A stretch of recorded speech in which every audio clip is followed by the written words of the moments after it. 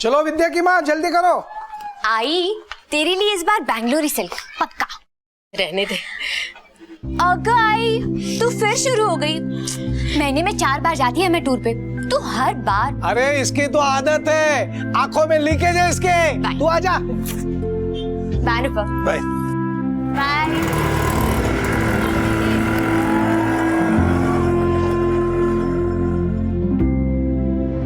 मौत जिंदगी का एक अनिवार्य सत्य है, लेकिन अननेचुरल डेथ, अकाल मृत्यु जिंदगी के मकसद को ही झुठला देती है। परिवार और समाज को दुख, दर्द और खौफ की ऐसी खाई में ले जाती है जहां से निकलने में उन्हें कई बार बरसों लग जाते हैं। मुंबई में बसे मीरा रोड में जुलाई 2014 से घटनाओं का एक ऐसा सिलसिला चल पड़ा जहां जिंदगी ताश के पत्तों का घर बनकर रह गई और कौड़ियों कौड़ियों बिखर गई। ले पैसे दे मेरे से। मैं बोला ना तुमको देता हूँ करके पैसे दूंगा। चले जब मिलता है बोला अभी दूंगा अभी दूंगा, कब देगा बे तू? दो दिन का टाइम देना मेरे को, मैं देता हूँ पैसे। अबे टाइम ही तो नहीं अपने पास, समझा? अब देख तेरा टाइम खत्म हो गया क्या? कौन है? पिल्ला किधर है तेरा? वो इधर। अरे हट। कोई नहीं है। बोल किधर है तेरा पिल्ला? कोई नहीं है, मैं बोल रही हूँ। बोल, नहीं बोलेगी, मैं खुद देखता हूँ। मैं बोल रही है ना, वो नहीं आया घर पे, आई शपथ नहीं आया। चुप रहे, मेरे को देखने दे। कहाँ है तेरा पिल्ला? किधर है तेरा पिल्ला? खून सवार है मेरे सर पे। मैं बोल रही है ना, कोई नहीं है। आएगा तो बोल उसको। जो देखा जो सुना अगर किसी को बोला ना, दिल्ली निकाल लूंगा मैं उसकी। साहब मुझे पता है सब किसने किया। किसने? मेवा और उसके दोस्त लोगों ने किया है। नहीं उसे छोड़ दो साहब, उसने कुछ नहीं किया है साहब, वो गलत लोगों के संगत में है साहब। जो कुछ कहना थाने में आके बोलना। कुछ नहीं किया मेरे बेटे ने साहब। तूने ही खबर दी ना पुलिस को? अरे साहब कुछ नहीं किया, उसने कुछ नहीं किया, गलत लोगों के संगत में।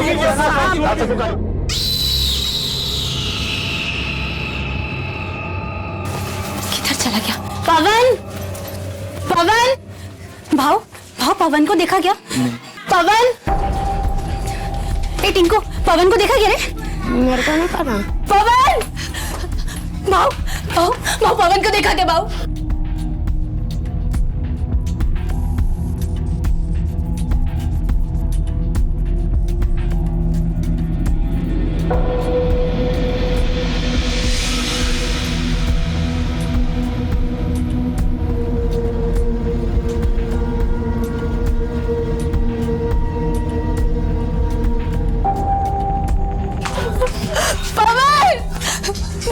भाव पवन को देखा कि मैं सुबह से ड्यूटी कहीं नहीं मिल रहा भाव। पवन का कोई पंगा उंगा तो नहीं हुआ था? जो देखा जो सुना अगर किसी को बोला ना, दिल्ली निकाल लूंगा मैं उसकी, और तेरे हाथ में उसका कटा हुआ सर रखूंगा मैं। एक काम कर, मैं तो कहती जाके पुलिस में खबर कर दे। तो तुम्हारे बेटे ने मेवा और उसके साथियों को चाकू चलाते हुए देखा था? हो साहब। फिर? साहब मेवा घर पे आके धमकी दिया कि अगर पवन ने किसी को भी कुछ भी कहा तो उसकी तिल्ली निकालेगा, उसकी मुंडी काट कर मेरे। पर साहब पवन ने किसी को भी कुछ भी नहीं बताया साहब। ये मेवा और उसके साथी तो लॉकअप में बंद है। उनमें से कोई नहीं कर सकता। हो सकता है काम उसके किसी जोड़ीदार ने किया हो। हम पूछताछ करते हैं। बच्चे की कोई तस्वीर, कोई फोटो वगैरह? फोटो तो नहीं पर बहुत छोटा है साहब, इतना बड़ा साहब। हल्के गुलाबी रंग की टी शर्ट पहनी थी। बहुत बोलता है साहब, पर बहुत भोला है, एकदम ही बेवकूफ है साहब। वो एक बार मुझे मिल जाएगा ना साहब, उसे किधर ही नहीं जाने देगी साहब, मैं किधर ही नहीं जाने देगी। उनसे बच्चे की डिटेल्स लेके आसपास के सभी थानों में पहुंचा था। Okay sir. साहब मेरा बेटा मिल जाएगा ना साहब? मिल जाएगा, हम कोशिश करेंगे। मीरा रोड इलाके से पवन भली भांति परिचित था। अपने आप में वो एक तेज चतुर बच्चा था, और ऐसे में उसका इस तरह से अचानक लापता हो जाना किसी भयानक अनहोनी की तरफ ही इशारा कर रहा था। हमारे देश में लापता बच्चे आमतौर पर यौन शोषण, गुलामी और भीख का शिकार हो जाते हैं, और कई बार तो ऐसा हश्र होता है कि इंसानी रूह कांप जाए।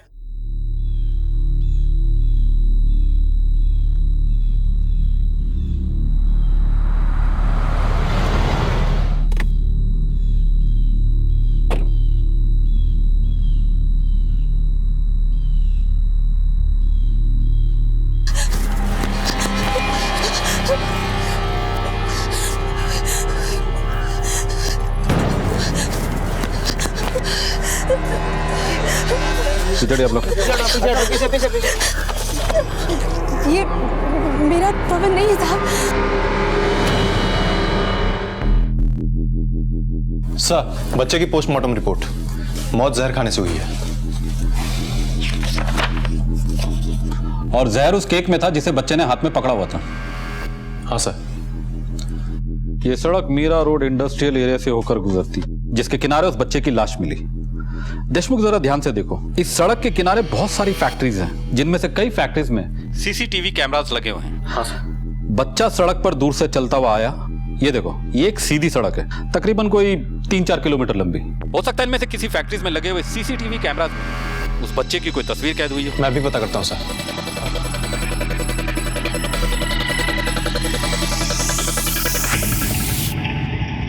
सर, आपका अनुमान बिल्कुल सही था। बच्चा मीरा रोड इंडस्ट्रियल एरिया वाले ही रोड पे किसी एक पॉइंट से चला था। और सर, उसी रोड पे करीब 2 किलोमीटर पहले एक फैक्ट्री है, और ये फुटेज उसी फैक्ट्री के बाहर लगे कैमरे की है। ये तो वही बच्चा है। हाँ सर, ये फुटेज लाश मिलने के करीब 40 मिनट पहले की है। और सर, ये देखिए, ये टैक्सी का नंबर भी साफ दिख रहा है। Good work Deshmukh. इस औरत की तस्वीर आसपास के सभी थानों में सर्कुलेट करवाओ और इस टैक्सी को ढूंढो। इसका नंबर MS04 BSK 8335। ये नंबर काफी क्लियर है। सर, टैक्सी के नंबर को लेकर हमारी 2 टीमें ऑलरेडी निकली हुई हैं। बाकी इस औरत को तो मैं खोज निकालूंगा। पिछड़े।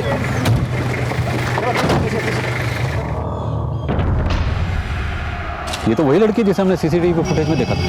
हाँ सर। इसे भी शायद गला दबा के मारा गया है। इसके पास कोई सामान वगैरह मिला, पर्स या बैग? नहीं साहब, कुछ भी नहीं मिला। बच्चे की लाश फैक्ट्री से 4 किलोमीटर आगे और लड़की की लाश यहाँ। बच्चे को जहर देके मारा गया और लड़की को शायद गला दबा के। सर, कुछ उलझा हुआ सा मामला लगता है। बॉडी का पोस्टमार्टम के लिए भेजो। Okay sir.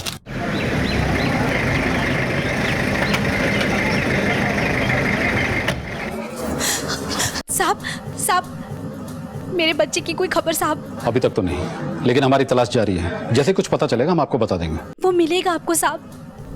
मेरा दिल कहता है मेरा पवन आपको मिलेगा। बस मुझसे थोड़ा नाराज हो गया साहब। मैं उसको मारती थी, डांटती थी, गालियां देती थी ना, इसीलिए बस नाराज होकर कहीं भाग गया साहब। लेकिन मैं उससे बहुत प्यार करती है साहब। इस दुनिया में उसके सिवा मेरा और कोई नहीं है साहब, कोई नहीं है। अभी आप घर जाओ, जैसे कोई खबर लगती है हम आपको बता देंगे। सर, उस टैक्सी का नंबर जाली था। मैंने आरटीओ के सारे रिकॉर्ड चेक करवाए हैं। ऐसा कोई नंबर है ही नहीं। सभी लोकल टैक्सी स्टैंड पर जाकर पर्सनली चेक करो और सभी टैक्सी ड्राइवर को बच्चे और लड़की की तस्वीर दिखाओ। हो सकता है इनमें से किसी ने उन्हें टैक्सी पे जाते हुए देखा। Okay sir. और हाँ, आसपास के सभी थानों में जाकर पता करो कि पिछले 10 दिनों में कोई गुमशुदगी की रिपोर्ट तो दर्ज नहीं हुई किसी बच्चे या फिर सर किसी लड़की की। Right sir. आपके थाने में इस बच्चे को लेकर कोई कंप्लेन आई है क्या? नहीं।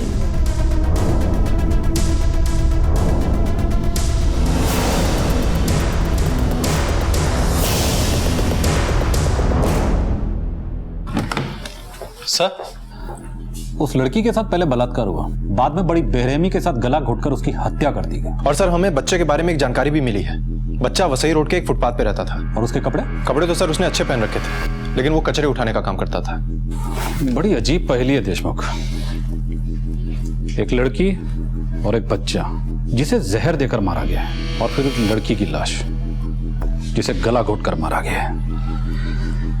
एक पैटर्न सा बनता जा रहा है, लेकिन कुछ अधूरा, कुछ कड़ियां मिसिंग है इसमें।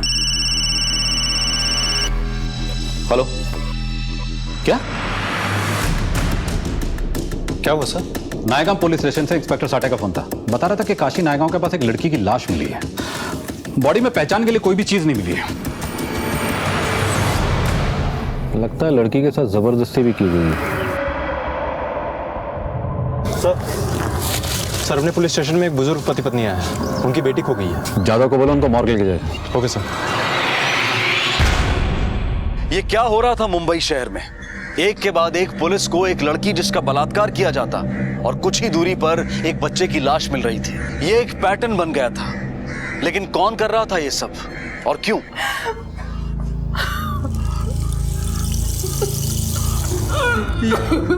अपनी मृदुल नहीं है ये, काय को रोती है? हाँ? अपनी बेटी को कुछ नहीं हुआ। हाँ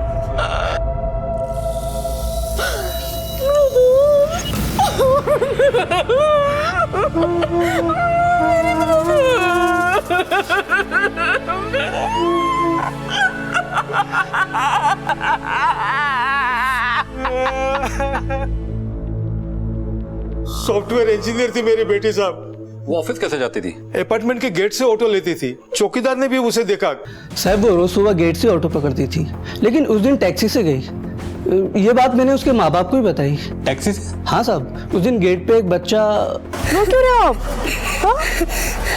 कहाँ रहते हो आप? पूनम नगर। ड्राइवर से क्या बात हुई इस लड़की की? साहब वो लोग बहुत दूर खड़े थे तो सुन नहीं पाया। गाड़ी का नंबर याद है? जाओ। टैक्सी, बच्चा और लड़की। पिछले केस में भी ये हुआ था ना? हाँ सर, लेकिन वहाँ तो बच्चे की भी। सर सृष्टि कॉम्प्लेक्स के पास एक लाश मिली है, कोई बच्चा है करीब 7-8 साल का। अभी जो चौकीदार गया उसको गाड़ी में बैठाओ। Yes sir. चलो।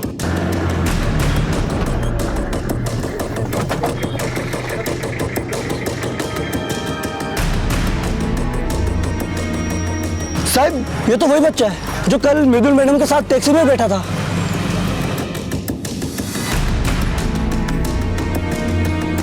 सर इसके भी हाथ में केक है।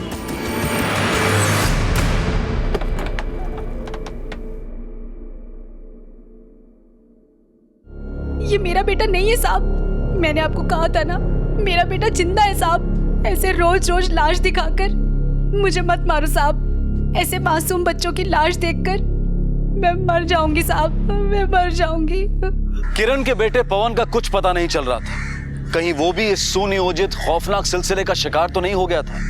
फिलहाल पुलिस इस उलझी हुई गुत्थी से एक स्पष्ट सुराग ढूंढने की कोशिश कर रही थी। देशमुख इस शहर में लगातार एक ही जैसी वारदात हो गई है। हर बार एक ही पैटर्न, एक जवान लड़की, एक बच्चा और टैक्सी। पहले लड़की का रेप किया जाता है, फिर उसकी हत्या कर दी जाती है और बच्चे को कुछ खिलाकर बाद में मार दिया जाता है। लगता है कोई बड़ी तैयारी के साथ ये सब कर रहा है। इस अपराधी का मकसद हवस हो सकता है या फिर शायद कुछ और ही। फिलहाल तो हमें इसे रोकना होगा। लेकिन कैसे? सिर्फ एक ही तरीका है।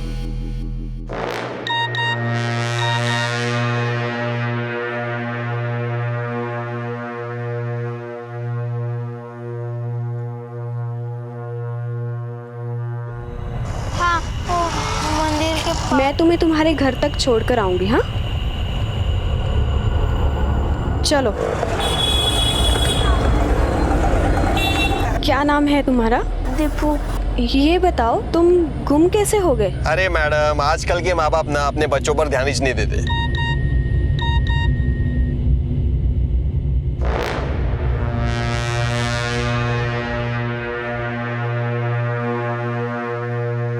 वैसे आजकल टैक्सी में ट्रैवल करना कितना रिस्की हो गया है ना? वो कैसे मैडम? हाँ, अभी मुंबई पुलिस का मैसेज आया है सबको कि सचेत रहें। अगर रास्ते में कोई लापता बच्चा मिले तो पुलिस को इन्फॉर्म करें। और लिखा है कि ऑटो या टैक्सी में ना बैठे।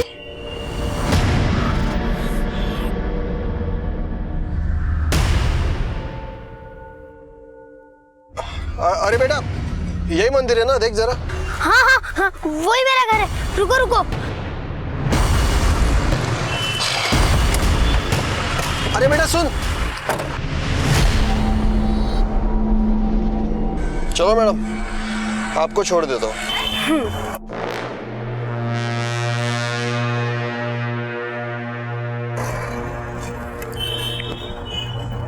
हेलो। हाँ मम्मी, मैं टैक्सी में ही हूँ। हाँ हाँ हाँ, मैं घर पहुँच ही रही हूँ। 10 मिनट में मैं पहुँच ही जाऊँगी। ठीक है? हाँ।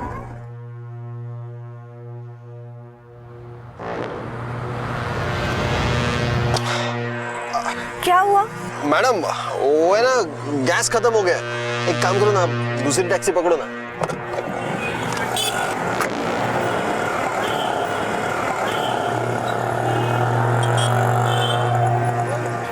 काश के इस लड़की ने इस घटना की सूचना पुलिस को दे दी होती।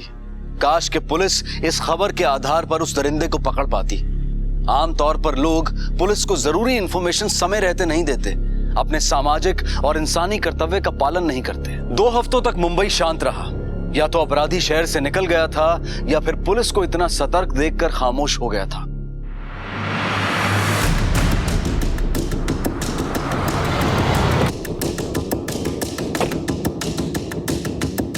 सर बदबू पे बहुत दिनों से आ रही थी, मुझे लगा कोई जानवर मरा हो, लेकिन सर मैं ऊपर जब जाके देखा तो लाश काफी सड़ चुकी है। हाँ सर, इधर कोई आता जाता नहीं है तो किसी ने लाश देखी नहीं होगी। लगता है इसको भी गला घोट के मारा गया है। बॉडी को तुरंत पोस्टमार्टम के लिए भेजो। सर लड़के की हत्या करीब 1 महीने पहले हो चुकी है, गला घोट के, और उससे पहले उसके साथ बलात्कार हुआ है। और सर पिछले 2 वारदातों की डीएनए रिपोर्ट्स भी आ चुकी हैं। डीएनए रिपोर्ट्स के मुताबिक ये तीनों हत्याएं आपस में जुड़ी हुई हैं और इन तीनों लड़कियों के साथ रेप किसी एक ही आदमी ने किया है। रिपोर्ट में और कुछ? हाँ सर, अभी जो बॉडी मिली है फॉरेंसिक वालों ने बताया कि उसके हाथ में एक नंबर भी लिखा हुआ था, मोबाइल नंबर किसी उत्तम चंद का है। सर मुझे यहाँ क्यों बुलाया? मैंने क्या किया है? घोड़बंदर के सुनसान खंडर में एक लड़की की लाश मिली है और लाश की हथेली पे तुम्हारा मोबाइल नंबर मिला है। मुझे कुछ नहीं मालूम सर, मेरा तो प्रिंटिंग प्रेस है, दर्जनों कस्टमर है, हमेशा किसी न किसी का फोन आते रहता है। फोन में चेहरा थोड़ी दिखता है सर। ज्यादा होशियार मत बन, अभी अपने तरीके से पूछूंगा ना सब साफ साफ दिखने लगेगा। देशमुख एक काम करो, इसको लेकर इसके सभी क्लाइंट्स के पास जाओ और पता करो कि महीने भर से कोई लड़की लापता हुई है क्या। Okay sir.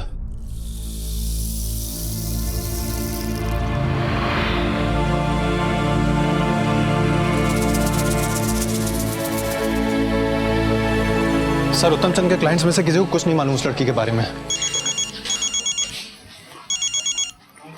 हेलो, हाँ ठीक है। क्या हुआ सर? लड़की के ऑफिस का पता चल गया। सर विद्या पाठक हमारी कंपनी की मार्केटिंग एग्जीक्यूटिव थी और उस दिन वो बेंगलोर के लिए निकली थी सर। बेंगलोर क्यों? बेंगलोर में हमारी कंपनी का एक ब्रांच है, लेकिन उस दिन के बाद उसकी कोई खबर नहीं मिली। उसके पेरेंट्स भी बहुत परेशान हैं और हमने वसई पुलिस स्टेशन में कंप्लेंट भी दर्ज कराई है। विद्या के पेरेंट्स कहाँ रहते हैं? सर वो विरार से आती थी। उसके हाथ पे ये नंबर मिला था। सर विद्या की एक आदत थी, वो कुछ भी किसी से भी बात करती थी तो नंबर अपने हाथ पे लिख लेती थी। और सर What happened? आप कौन? सर ये हमारे जीएम है मिस्टर विकास पटेल सर। सर पुलिस को विद्या की लाश मिली। What? My God! अभी 6 महीने पहले तो उसने हमारा ऑफिस ज्वाइन किया था। ये सब कैसे हुआ? पुलिस जांच कर रही है। एनीवे मुझे निकलना होगा, मेरी एक इंपॉर्टेंट मीटिंग है बोरीवली में। एंड अगर आपको मेरी कोई भी हेल्प की जरूरत हो, आप ये मेरा कार्ड रखिए। Please call me any time. I am really sorry, I will have to rush. Okay?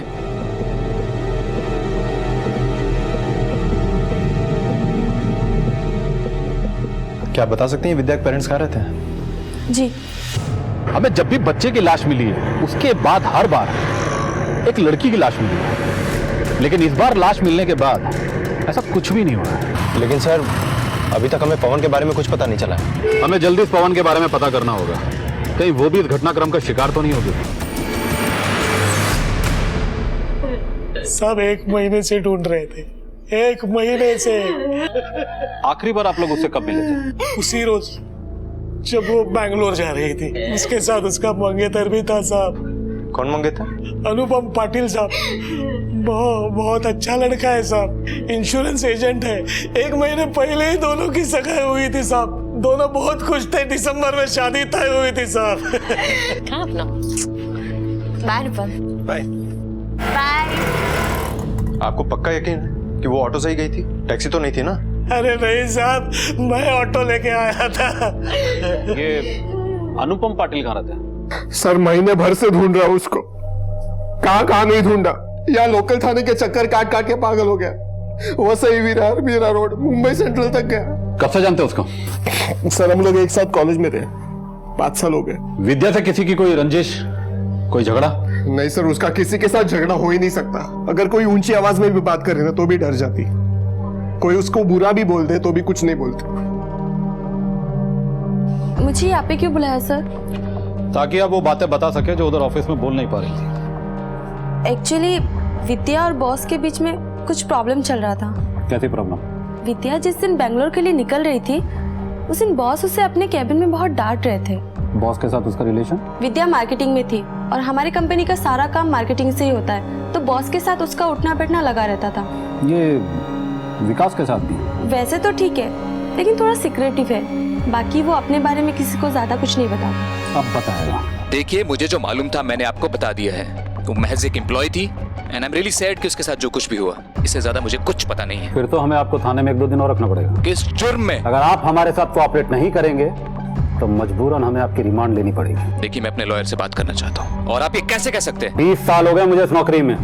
कुछ कुछ नजरें पड़ना हम भी अच्छे तरीके से जानते हैं। अभी आप बताएंगे या कोर्ट से ऑर्डर मंगवाऊं? देखिए अब वो मैं और विद्या हम दोनों के बीच में कुछ चल रहा था। क्या? हम एक दूसरे से प्यार करते थे। उसकी शादी तय हो चुकी थी और हम उसके मंगेतर से मिलके आए हैं। हाँ, मैं जानता हूँ कि उसका मंगेतर था, लेकिन वो उस रिश्ते से खुश नहीं थी। वो एक साधारण सा इंश्योरेंस एजेंट था और वो काफी एम्बिशियस थी। वो जिंदगी में आगे जाना चाहती थी, स्मार्ट थी और मुझे अच्छी लगी। उसका इस्तेमाल किया और बाद में फेंक दिया। देखिए, हम दोनों शादी करने वाले थे जिस दिन वो बेंगलोर जा रही थी। मुझे कुछ और टाइम चाहिए, मम्मी पापा को भी बताना। और फिर पिछले 3 महीने से तुम मुझसे टाइम मांग रही हो। इनफ इज इनफ यार। विद्या, मैं तुमसे बहुत प्यार करता हूँ और कितने दिन तुमसे दूर। सर, आप ही बताइए, जिस लड़की से मैं इतना प्यार करता था, जिससे मैं शादी करने वाला था, मैं उसे क्यों मारूंगा? क्यों? देखिए, आप अभी जा सकते हैं, लेकिन बिना हमारी परमिशन के आप मुंबई से बाहर नहीं जा सकते। इस आदमी का बैकग्राउंड चेक करवाओ। मुझे इस आदमी पर शक है। कोई खबर नहीं तेरे बेटे की, मिलती खबर भिजवा देंगे। अब तुम जाओ।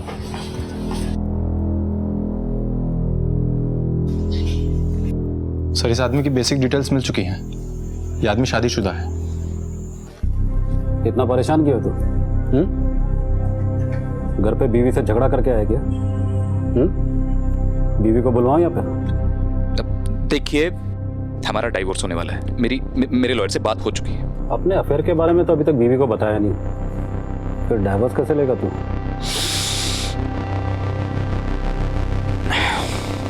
बताया था। आपको पता है कि प्रॉब्लम क्या है? ये विद्या मुझे 3 महीने से शादी की डेट के लिए टाल रही थी, जिसकी खातिर मैं अपनी 7 साल पुरानी शादी को छोड़ रहा था। लेकिन बेंगलोर जाने से पहले मुझे उसने बोला था, मुझे बस बैंगलोर से लौटने दो, फिर पक्का शादी कर लेंगे। मैंने अनुपम को भी बता दिया। बस तुम थोड़ा सा शांत हो जाओ प्लीज। विकास के आंसू सच्चे हैं या झूठे, विकास की बातें मनगढ़ंत हैं या हकीकत का बयां, ये पुलिस की जांच पड़ताल उजागर कर देगी। लेकिन इतना तय था कि विद्या की मौत का मकसद इंसानी रिश्तों के दरमियान ही था। प्यार जैसी खूबसूरत भावना मौत की बदसूरत शक्ल अख्तियार कर सकती है। इसकी मिसालें अपराध के इतिहास में भरी हुई हैं। अगर पुलिस का शक विकास पर है तो सवाल यह उठता है कि रिश्तों का वो कौन सा दंश था जिसने विकास को विद्या की हत्या के लिए उकसाया, या फिर सच कहीं और कुछ और ही है। सर, विकास पटेल ये आदमी ठीक तो नहीं है, लेकिन ये कांड इसने नहीं किया। ये देखो डीएनए रिपोर्ट। तुमने विकास पटेल की एक बात पे गौर किया? कौन सी बात सर? उसने हमें बताया था कि विद्या ने बैंगलोर जाते समय उससे कहा था कि लौटती ही वो उससे शादी करेगी। मुझे बस बैंगलोर से लौटने दो, फिर पक्का शादी कर लेंगे। और उसने ये बात किसी और से भी कह दी थी। हाँ सर, वैसे भी विद्या के बैंगलोर से लौटने के बाद विकास से शादी करना, अगर किसी को सबसे ज्यादा अखरता तो वो यही शख्स है। और सर, वैसे भी अमीर विकास के सामने इसकी हैसियत ही क्या है? चलो चलकर इससे पूछताछ करते हैं।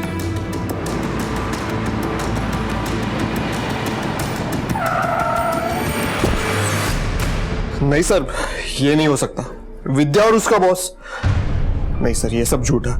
ऐसी कोई बात नहीं है, विद्या ने मुझे नहीं बताई। लेकिन विकास का तो कहना है कि इस रिश्ते को लेकर विद्या की तुमसे बात हुई थी। सर, ये विकास ये जो कोई भी है ना, ये झूठ बोल रहा है।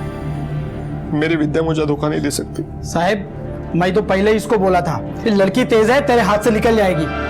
ये ठहरा साहब मामूली इंश्योरेंस एजेंट, 15,000 रुपए से ज्यादा कमाता नहीं है। दीवाना हुआ पड़ा था उस लड़की के पीछे। सुन ले, बॉस के साथ चक्कर चल रहा था उसका। तू चुप कर जा राकेश, सब झूठ है। तू जा यहां से। मैंने इसको समझाया था।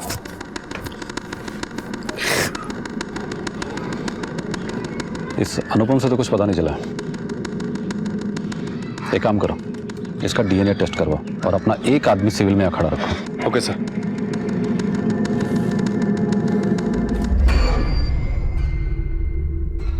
सर, ये तो टैक्सी ड्राइवर है। पकड़ के लाओ इसे। Okay sir.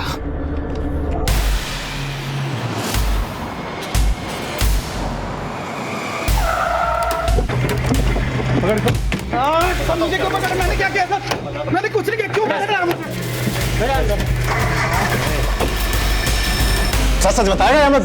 सर मैं बिल्कुल सही कह रहा हूँ सर। मैं विद्या को जानता तक नहीं हूँ सर। मेरा कोई लेना देना नहीं है सर उससे। तो उधर चौल में इतना बड़बड़ क्यों कर रहा था? साहब मैं अनुपम को भाई मानता हूँ, बस इसीलिए मैंने बोला। ये लड़का अनुपम सर उस लड़की के पीछे बिल्कुल दीवाना था, लेकिन वो लड़की बहुत तेज थी, बहुत ऊंचे ऊंचे ख्वाब देखती थी साहब वो। ये कई बार तो मेरी टैक्सी लेके गया साहब उसको घुमाने के लिए।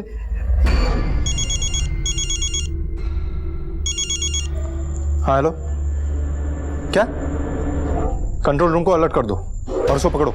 सर अनुपम के चौल से अपना ही आदमी था। अनुपम अभी अभी वहां से निकल रहा है और सर उसके हाथ में कुछ बैग वगैरह भी था।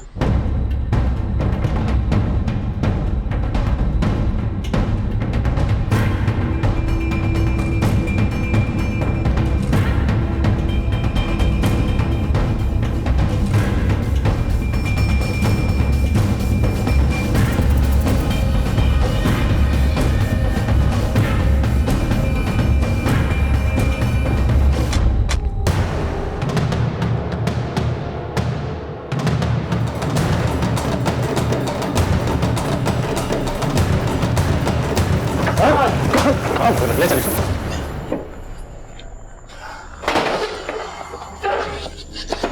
विद्या के बैंगलोर जाने के कुछ रोज पहले मैंने पता कर लिया था क्या चल रहा है उसके और उस कमीने विकास के बीच।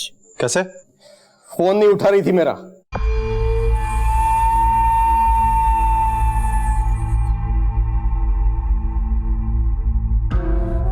एक दिन शाम को वो और विकास गाड़ी से उतरकर सड़क के किनारे खड़े थे। जब मैंने देखा तो मेरा खून खौल गया।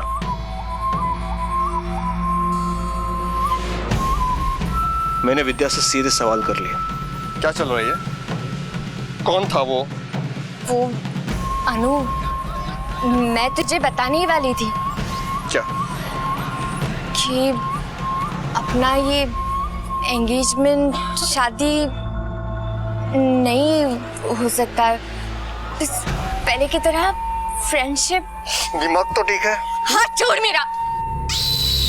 मैं लाइफ में कुछ बनना चाहती हूँ, बहुत पैसे कमाने हैं मुझे। मैं तेरी छोटी सी खोली में अपनी लाइफ बर्बाद नहीं कर सकती। फिर क्यों किया एंगेजमेंट? देख, मैं उसको छोड़ूंगा नहीं है? और तेरे को भी नहीं, याद रख। फिर एक रोज विद्या बैंगलोर के दौरे पर निकल रही थी। सॉरी बोलने आया हूं तेरे को। मेरे को तेरी सॉरी वॉरी नहीं चाहिए, तू जा यहाँ से। देख, मेरे को तेरा प्रपोजल मंजूर है, हम दोस्त रहेंगे, तू जा उसके साथ। चलती हुआ ध्यान रखना अपना।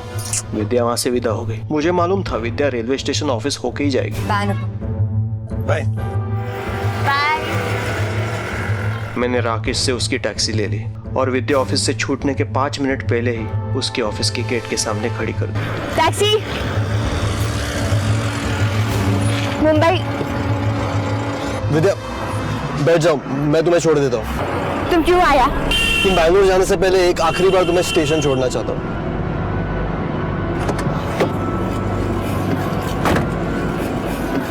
चलो।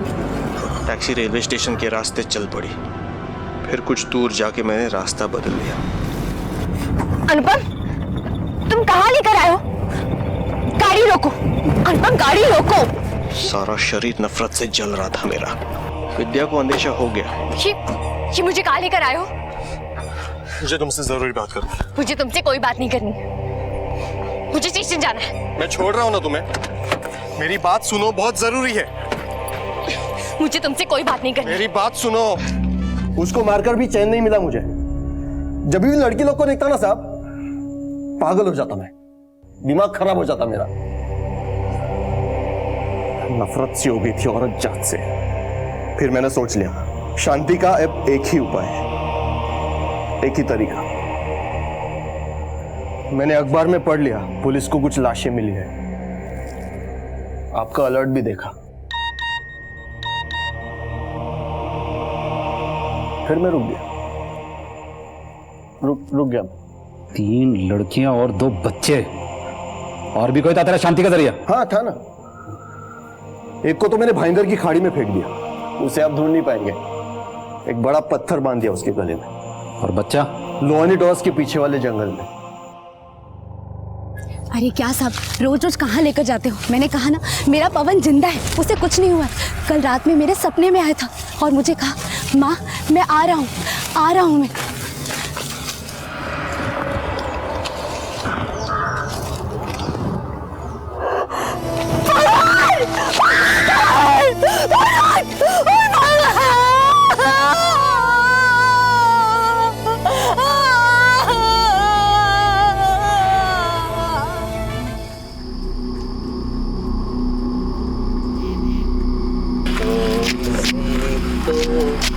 डाल दो शीला, फिर मैं घर चला जाऊंगा मुन्नी को लेके।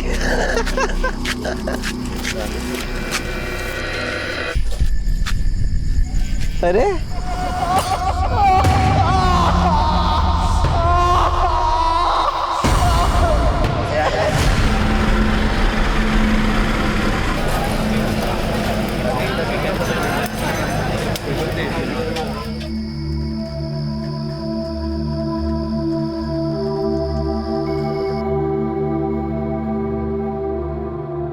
हमारी सबसे बड़ी आदत होती है हमारी सोच। जब तक ये आदत नहीं बदलती तब तक हालात नहीं बदलते हैं।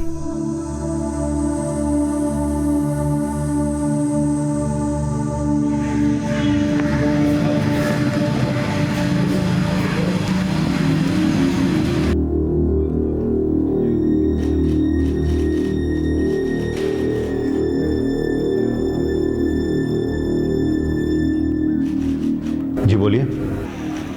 मैंने अपने बेटे का खून किया है, मार दिया उसको जान से, खत्म कर दिया सब कुछ।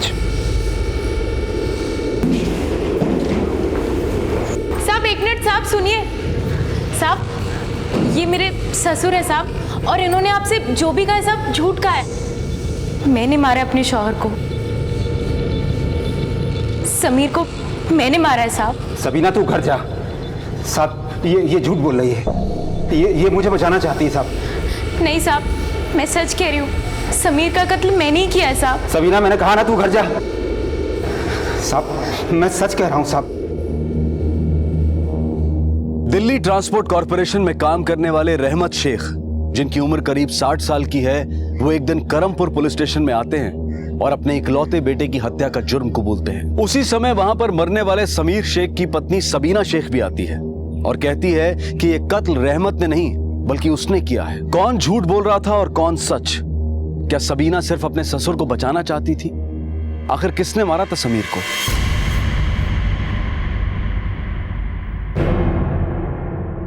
ठीक है, आपने मारा अपने बेटे को, तो बताइए लाश कहां पर है?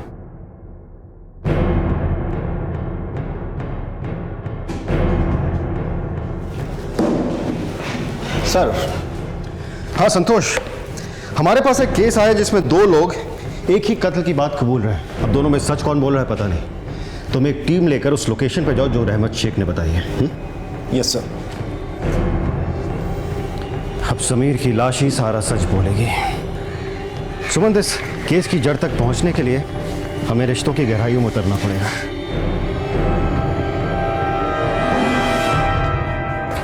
रहमत जी, आपने पहले भी अपने बेटे के खिलाफ घरेलू हिंसा की शिकायत की है। इस बार ऐसा क्या हुआ जो आपने इतना बड़ा कदम उठाना ठीक समझा? हर बाप जब अपने बच्चे को उंगली पकड़ के चलना सिखाता है तो यह उम्मीद बिल्कुल नहीं करता है कि बड़ा होके उसी पर वो उंगली उठाए। समीर जब पैदा हुआ था तो हमारे घर में खुशियों का माहौल था।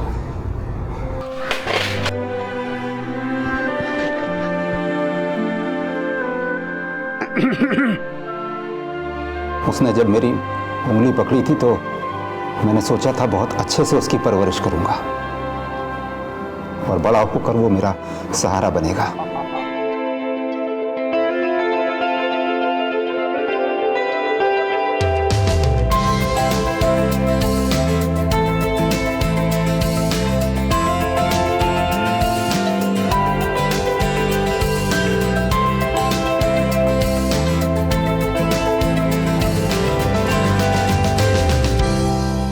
आप दोनों में इतना प्यार था तो फिर बाद में क्या हुआ?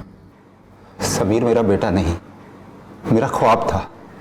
समीर बहुत अच्छा क्रिकेट खेलता था और बड़े होकर बहुत बड़ा क्रिकेटर बनना चाहता था।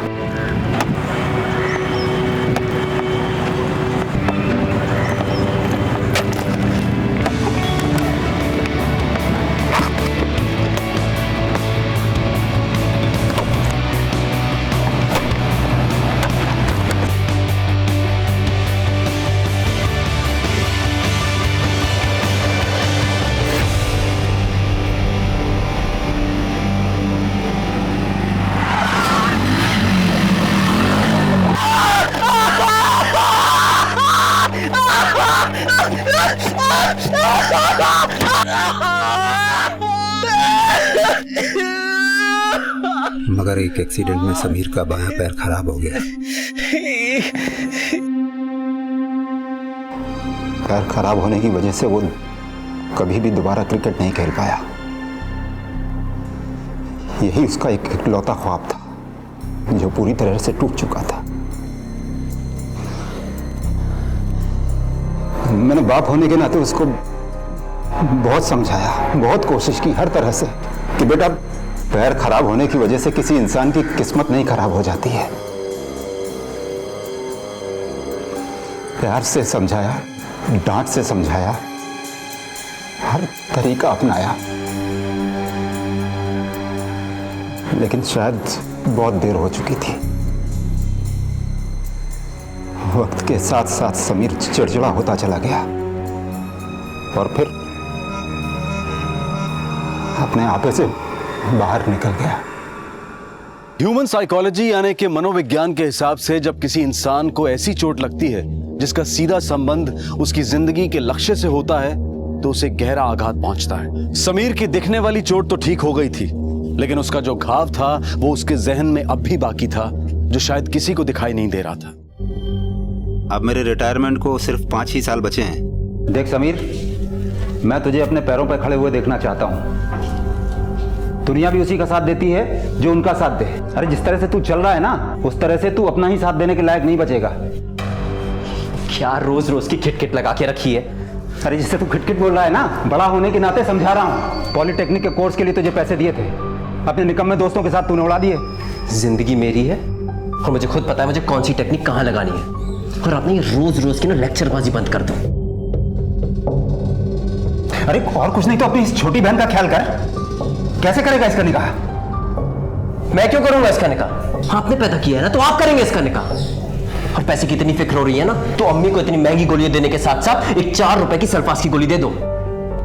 पैसे भी बचेंगे और उन्हें जन्नत भी नसीब होगी।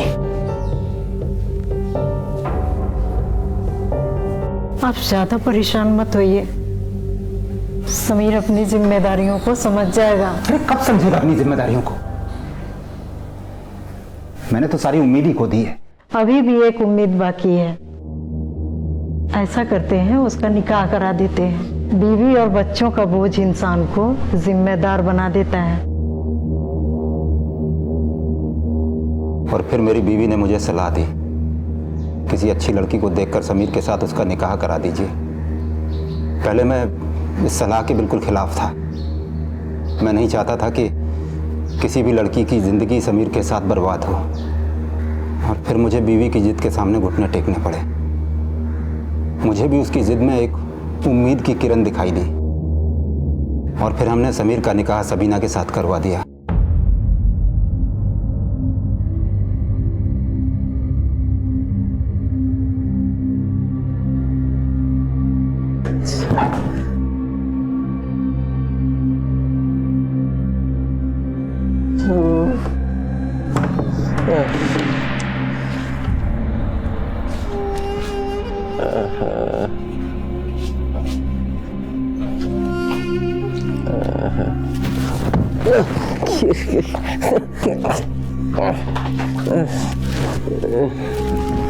देखने तो दे। अरे क्या हुआ? सुहाग रात है मेरी, अरे निकाह हुआ है हमारा। सुनो तो, छोड़िए। अरे सुनो तो, छोड़िए हमें। छोड़िए।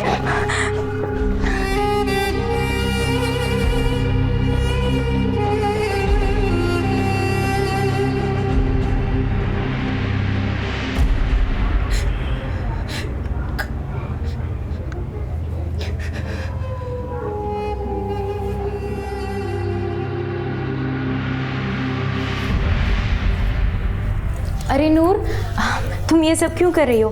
मैं आ गई हूँ ना, अब मैं संभाल लूंगी, मुझे करने दो। अभी कल ही तो आपका निकाह हुआ है और अभी से आप ये सब करोगी? नहीं नहीं, तुम ये सब छोड़ो, अब बस ससुराल जाने की तैयारी करो और ये सीखो कि सास ससुर का ध्यान कैसे रखते हैं। हाँ, मैं ये सब कर लूंगी। अरे भाभी, ये आपका हाथ कैसे कट गया? रुखसती के वक्त इधर उधर कहीं से लग गया होगा, ध्यान नहीं रहा ना। ये चाय हो गई? हाँ भाभी, मैं अम्मी अबू को चाय देती हूँ, आप सब्जी काट। हाँ हाँ हाँ, बिल्कुल।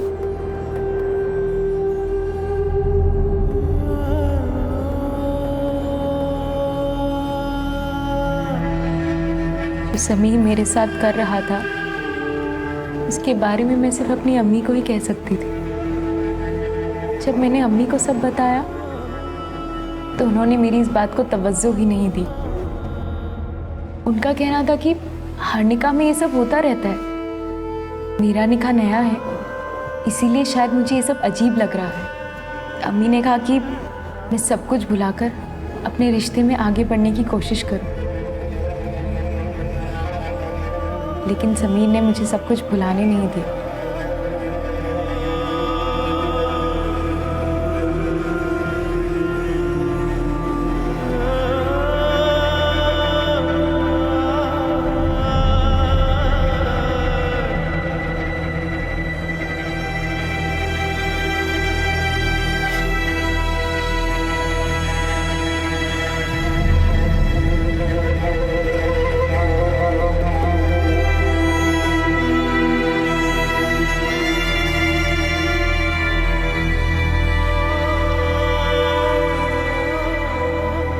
मैं सब कुछ सहती रही।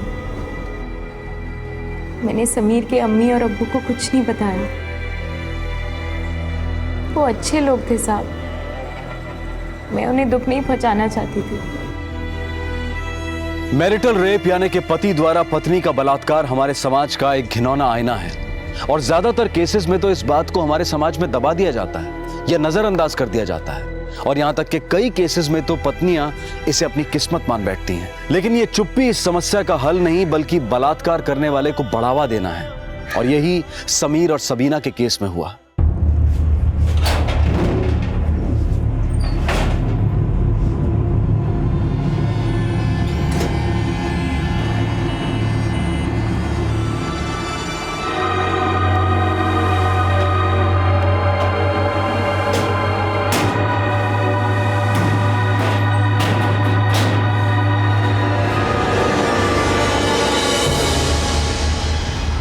हमारे एक गलत फैसले से सबीना की जिंदगी बर्बाद हो गई।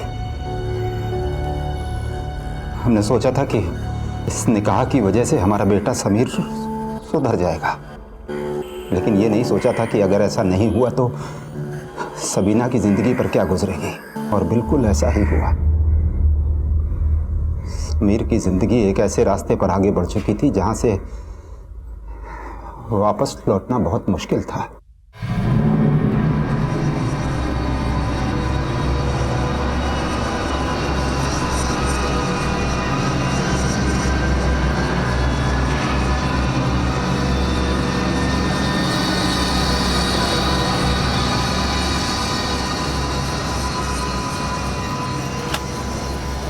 मेरे खून पसीने की कमाई है, तुझे अय्याशी में उड़ाने नहीं दूंगा मैं।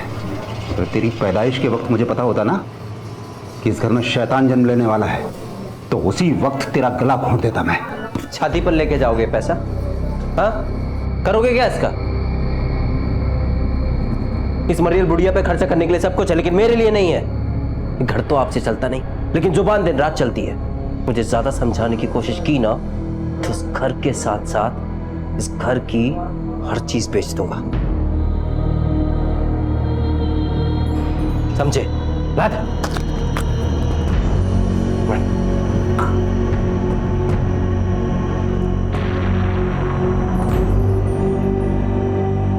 समीर की वो आदतें, उसका गुस्सा, उसका पागलपन, इन सबसे कहीं ना कहीं घर को खतरा था, जो मुझे अब साफ साफ महसूस हो रहा था।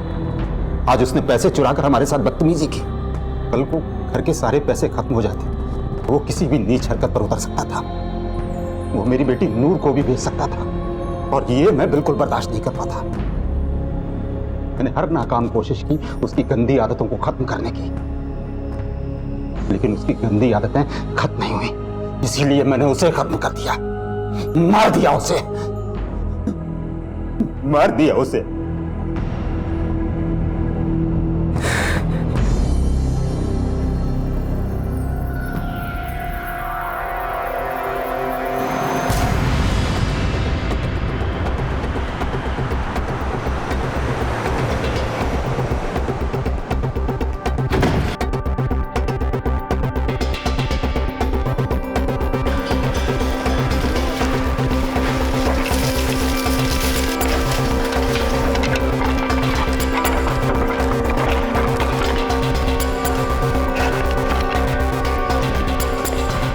ये आदमी अपनी खिचड़ी पका रहा है सर। जहां पर इसने बताया था हमने पूरी तरह सर्च किया, पर बॉडी नहीं मिली सर। ठीक है संतोष, इसका मतलब सबीना ठीक कह रही थी। रहमत ये सब उसे बचाने के लिए कर रहा है। मैं सब कुछ सहती रही, ये सोचकर कि शायद एक दिन सब कुछ ठीक हो जाएगा। मुझे लगा साहब समीर को अकल आ जाएगी, वो एक दिन सुधर जाएगा। लेकिन इस बार जो उसने किया, मैं उसे बर्दाश्त नहीं कर पाई।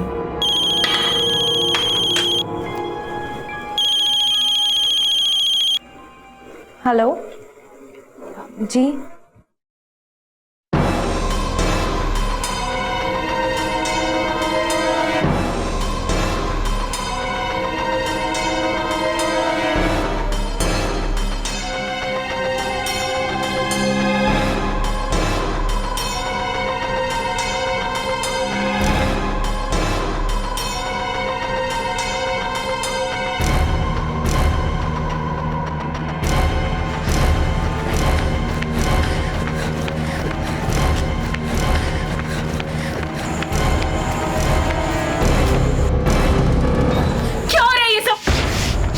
चाहिए आपको? घर के बाद ये सब शराब क्या कम थी जो तुम की फांसी में उतर आए? तू होती कौन है मेरी जिंदगी में दखल देने वाली? हाँ, तुझे तो मुझसे सारे मजे मिलते हैं ना, या मैंने कोई कसर छोड़ी है? अभी इसके आगे मैं किसी के साथ कुछ भी करूं, जीऊं मरूं सोऊं पीऊं, तू होती कौन है मेरी जिंदगी में दखल देने वाली?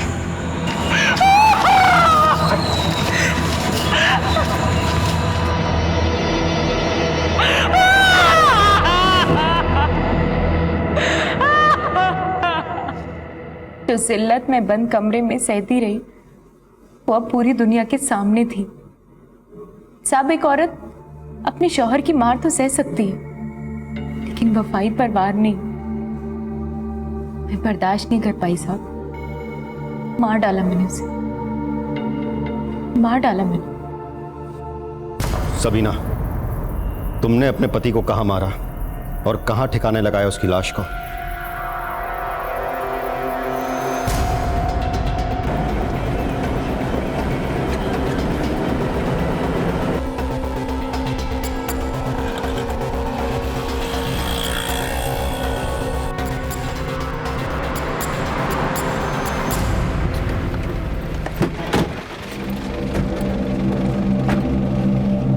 बोलो सबीना। साहब, यही मारा था मैंने उसे। हाँ मारा था, तो फिर लाश किधर है?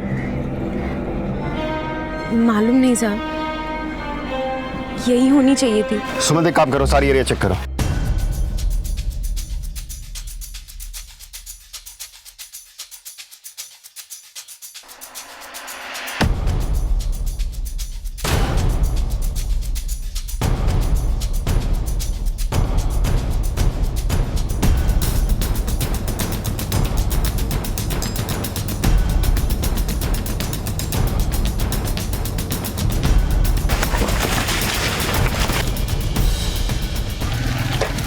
सर, लाश कहीं नहीं मिली। सबीना, अगर तुमने अपने पति को मारा है तो फिर लाश किधर है? देखो, तुम बहू और ससुर पुलिस से झूठ बोलना बंद करो, क्योंकि पुलिस का डंडा जब घूमता है ना तो गड़े मुर्दे भी उठ खड़े होते हैं। एक लाश क्या चीज है? लेकिन साहब, मैं आपसे बोल रही हूँ ना, मैंने उसे यही मारा था। और साहब, मैं आपसे झूठ क्यों बोलूँ? झूठ तो वो बोलता है जो सज़ा से बचना चाहता है। मैं तो अपना जुर्म खुद कबूल कर रही हूँ। अब तक ऐसा लग रहा था कि रहमत और सबीना दोनों ही पुलिस को गुमराह करने की कोशिश कर रहे थे, लेकिन चार्जशीट फाइल करने से पहले समीर की बॉडी मिलना बहुत जरूरी था। क्या सबीना और रहमत एक दूसरे को बचाने की कोशिश कर रहे थे, या अब भी ऐसी कुछ बातें थीं जो उन्होंने दिल्ली पुलिस को नहीं बताई थी? और यही जानने के लिए दिल्ली पुलिस ने समीर से जुड़े हर उस शख्स से पूछताछ शुरू कर दी जो कि समीर के परिवार को जानता था।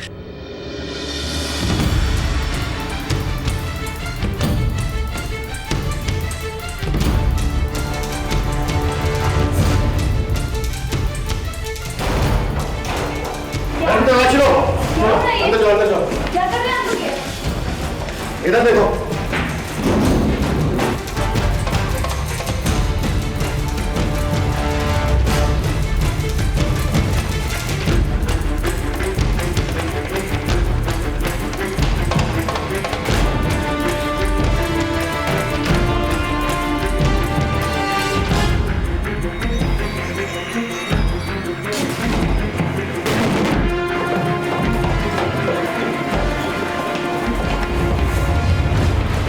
साहिब, कहीं भी कुछ नहीं मिला।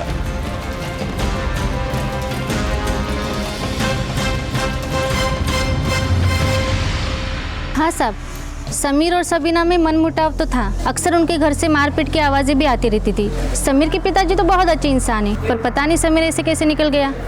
अक्सर शराब पीकर हंगामा करना जैसे उसकी रोज की आदत हो गई थी। नशे में तो किसी को भी गालियां देने लगता था साहब। हम लोग तो उससे परेशान हो गए थे। एक रात को तो मेरे घर के बाहर आकर उसने बहुत सारी गालियां दी। रहमत भाई तो उससे परेशान हो गए थे। उनका तो घर से निकलना मुश्किल कर दिया था उसने। झगड़ा तो उसका सबके साथ होता था साहब। बीबी को मारता था। एक रोज तो उसने रहमत चाचा को भी मारा था। हमेशा शराब के नशे में धुत रहता था। उस रोज तो रात को भी उसने रहमत चाचा के साथ झगड़ा किया था। सर, ये केस खुद चल के हमारे पुलिस स्टेशन आता है और 2 लोग खुद को मुजरिम बताते हैं। समीर के बारे में जो इन दोनों ने बताया, पड़ोसियों के स्टेटमेंट के हिसाब से समीर बिल्कुल वैसे ही था। लेकिन सर, क्या ये हो सकता है कि ये दोनों हमसे कुछ छुपा रहे हो? ये हो सकता है कि समीर मिसिंग हो, मरा नहीं है। और अगर वो मरा है तो उसकी लाश कहाँ है? क्योंकि सर, जब तक हमें लाश नहीं मिलती हम कैसे मान लें कि समीर मर चुका है? सुमंत, यही तो जानना है कि आखिर समीर की लाश गई कहाँ। और यहाँ ये दोनों सबीना और रहमत खुद की अपनी खिचड़ी पकाए जा रहे हैं। इस पूरी स्टोरी में कोई तीसरी कड़ी जरूर है जिसका पता हमें जल्द से जल्द लगाना होगा ये सारी गुत्थी सुलझाने के लिए। आप दोनों के बताए जगहों पे तो बॉडी मिली नहीं, तो बॉडी को आसमान खा गया कि जमीन निकल गई? आखिर हुआ क्या? अब तो ऐसा लगता है कि आप दोनों के बाद समीर खुद आकर यहाँ पर अपने मर्डर की बात कबूलेगा। आखिर माजरा क्या है रहमत साहब? क्यों झूठ बोल के हमें घुमा रहे हो? अपनी उम्र का लिहाज करो। अच्छा नहीं लगेगा इस उम्र में अगर हमें अपने स्टाइल में आपको घुमाना पड़े तो। साहब, मैंने ही मारा है अपने बेटे को। मैं आपसे झूठ क्यों बोलूंगा? और झूठ बोलकर फायदा क्या होगा? आपको मेरी बात पर भरोसा नहीं है तो अनीस से पूछ लीजिए।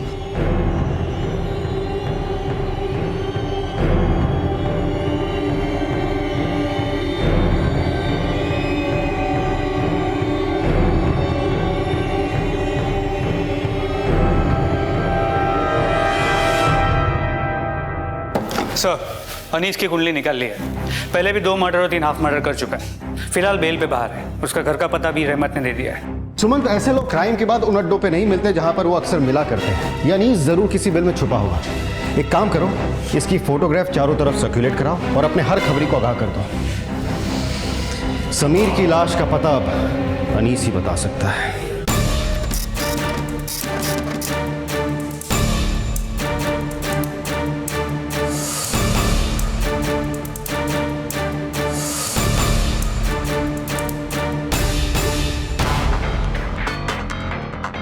अनीस कहाँ है? पता नहीं साहब, 3 दिन से घर नहीं आया। हम लोग भी चिंता कर रहे हैं। अगर वो आपको कांटेक्ट करता है तो सबसे पहले आप हमें बताएंगे।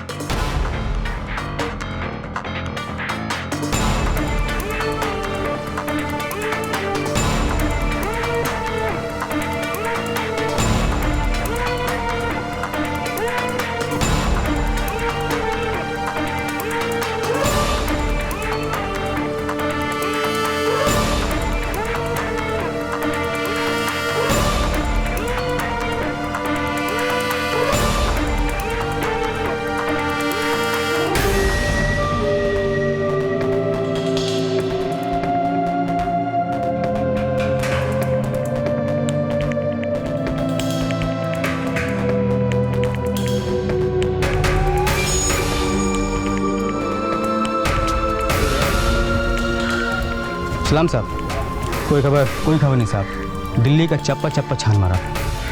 ठीक है, अनीस की कोई भी खबर मिले पहले मुझे फ़ोन करना। ठीक है साहब, चला।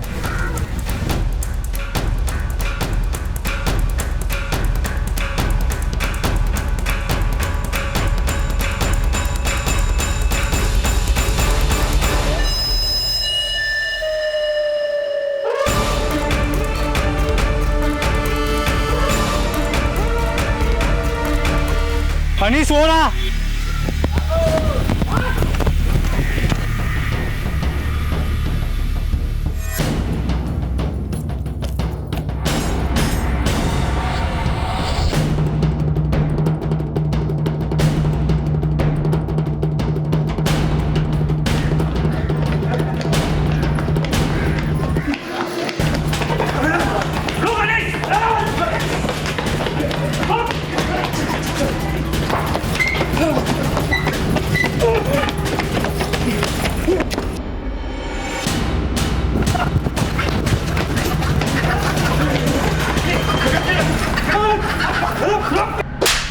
साहब वो बुढ़ा झूठ बोल रहा है साहब, वो सटिया गया है साहब। सच्ची बता रहा हूँ, ये गलत काम मैंने कब के छोड़ दिए। हाँ ये बात सच है कि ये सब काम मैं करता था, लेकिन ये सब काम मैंने बहुत पहले छोड़ दिया साहब। हाँ ठीक है, मैं उसके लड़के को जानता था, वो बुढ़ा हमारे एरिया में रहता था ना साहब। अब उसे किसी का नाम सूझा नहीं तो जबरदस्ती मेरा नाम ले रहा है साहब, फंसा रहा है साहब वो मेरे को। सच बोल रहा हूँ, खुदा की कसम।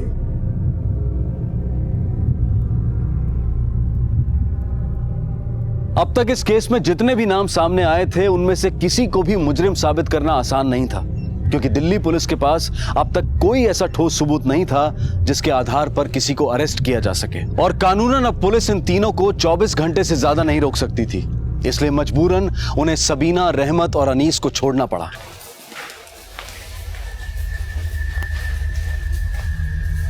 रहमत साहब, फिलहाल हम आपको घर जाने दे रहे हैं, क्योंकि जब तक समीर की बॉडी नहीं मिलती हम कोई चार्जशीट फाइल नहीं कर सकते। समीर की बॉडी को हम तलाश रहे हैं और बहुत जल्द इस केस की सारी परतें खुल जाएंगी।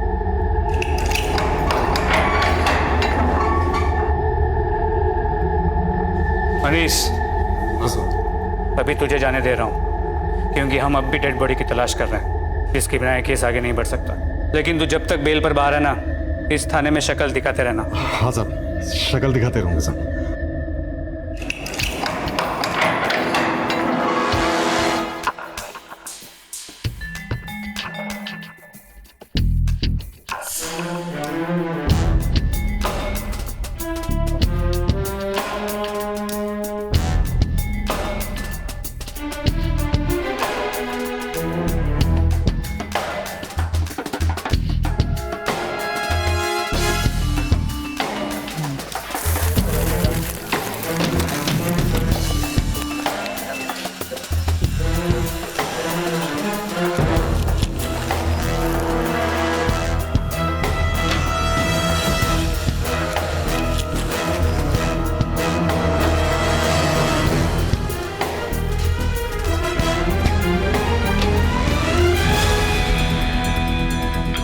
सर ये वाटर मिली है सर, और इसमें हल्का सा ब्लड भी दिख रहा है।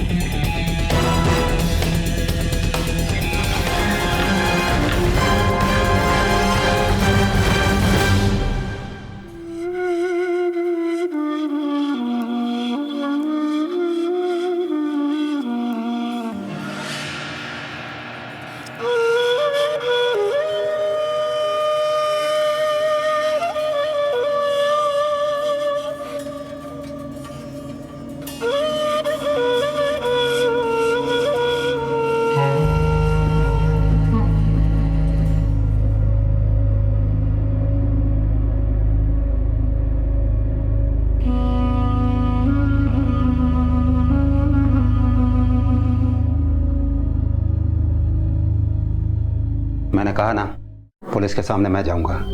सारी गलती मेरी है, सजा भी मुझे मिलनी चाहिए। नहीं अब्बू, मैं ऐसा नहीं होने दूंगी। अम्मी और नूर का ध्यान कौन रखेगा? क्या नूर से कोई निकाह करेगा जब सबको ये पता चलेगा कि समीर को आपने मारा है? नहीं अब्बू, ये सही नहीं है। सबीना, एक बार मैं तुम्हें दलदल में धकेल चुका हूँ, अब दोबारा ऐसा नहीं होने दूंगा। मैं अपने बाप होने का फर्ज सही तरीके से नहीं निभा पाया। अगर मैं ये फर्ज सही तरीके से निभाता तो आज ये दिन नहीं देखना पड़ता। मैं जा रहा हूँ, तुम नूर और अम्मी का ख्याल रखना। अब्बू अब्बू अब्बू सुनिए अब्बू। अम्मी नूर तुम बिल्कुल भी फिक्र मत करो, अब्बू बहुत जल्द घर वापस आ जाएंगे। मैं हूं ना, मैं छुड़वाऊंगी अब्बू को। तुम अपना और अम्मी का ध्यान रखो, मैं सब संभाल लूंगी। वैसे भी इस घर को अब्बू की बहुत ज़रूरत है, मैं सब संभाल लूंगी। भाभी भाभी सुनिए तो।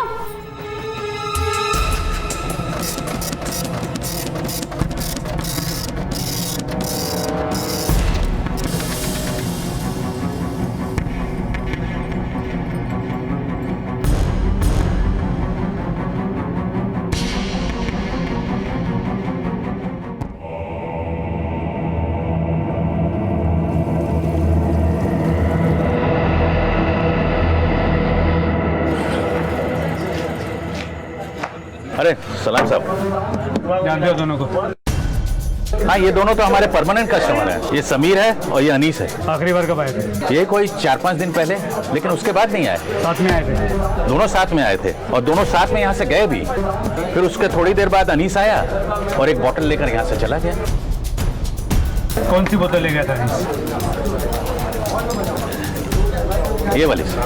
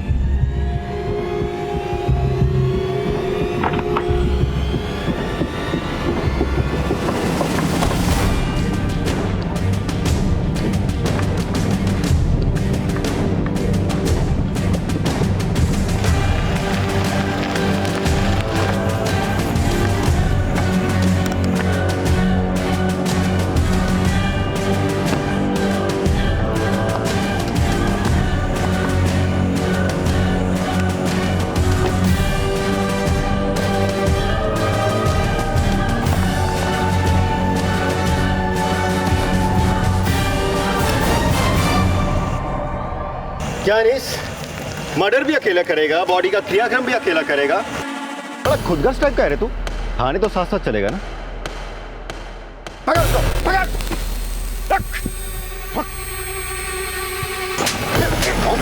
वो तो नहीं कर रहा था। चलेगा साल तू? चल। मर जाएगा साहब पे। सब मर जाएगा। बता दो साहब। सब सच बता दो साहब।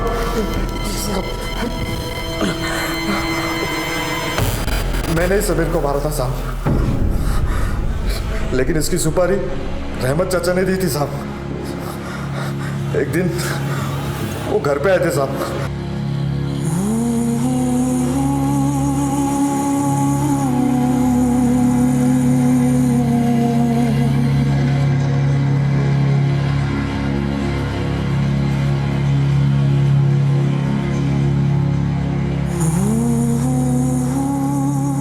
मैं तो कहता हूँ चाचा, एक बार फिर से सोच लो। हमारा क्या जाएगा, तुम्हारा बेटा चले जाएगा। अरे बेटे की सुपारी दे रहे हो, किसी दुश्मन की नहीं। बोले तो उसके हाथ पैर ही तोड़ देता हूँ, इतने में सुधर जाएगा वो।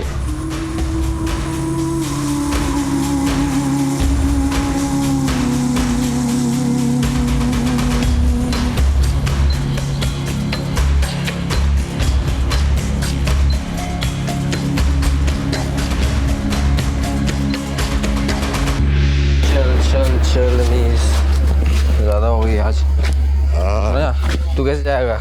गाड़ी से जाएगा और कैसे जाएगा? आज भी गाड़ी लेके आया तू? हाँ चल।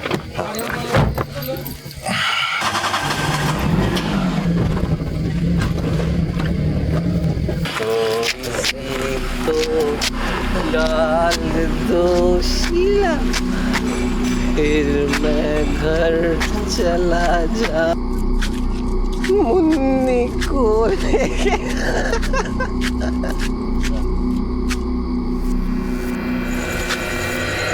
अरे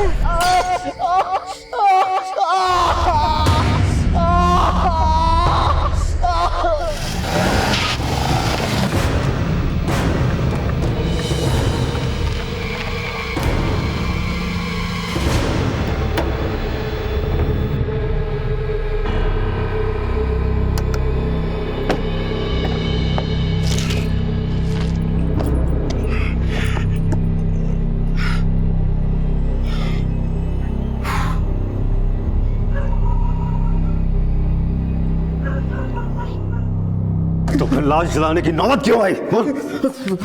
साहब, आप लोगों को मुझ पे शक हो गया था, इसलिए मैं भी डर गया था साहब। इसलिए मैंने फैसला किया कि लाश को जला डालूं साहब। तो साहब, वो लाश ही नहीं रहेगी तो फिर सबूत ही नहीं रहेगा ना साहब।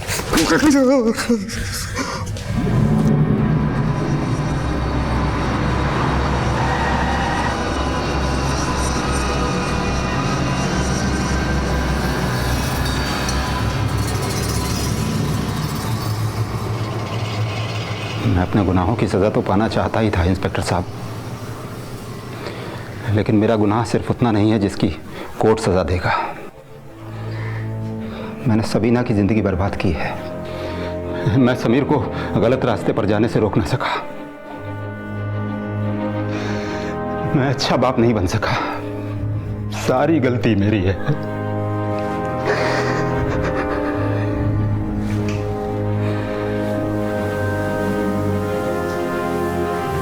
अब्बू,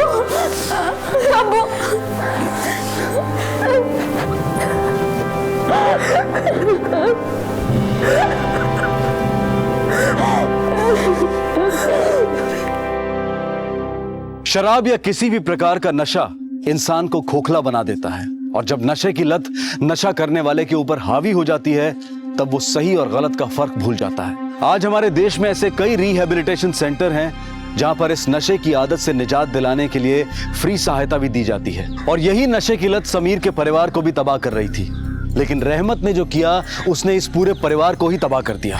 हम सभी अपने परिवार से प्यार करते हैं और उनकी सुरक्षा हमारी जिम्मेदारी है, लेकिन उसकी कीमत किसी की जान नहीं हो सकती। रहमत के एक गलत फैसले का हर्जाना आज पूरे परिवार को भुगतना पड़ रहा है, क्योंकि परिवार का सबसे समझदार और जिम्मेदार सदस्य रहमत शेख आज जेल की सलाखों के पीछे है। समीर की बॉडी रिकवर होते ही रहमत और अनीस को हत्या और हत्या की साजिश के लिए अरेस्ट कर लिया गया। अब अपनी बची हुई जिंदगी वो जेल में गुजारेंगे।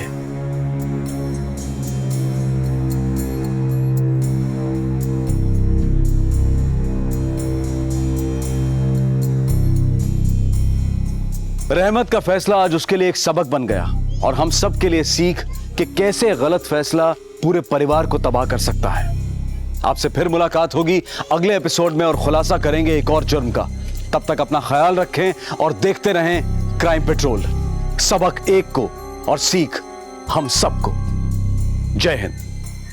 क्राइम पेट्रोल के और भी दिलचस्प कहानी देखने के लिए हमारे चैनल को सब्सक्राइब करें और बेल आइकॉन दबाना न भूलें।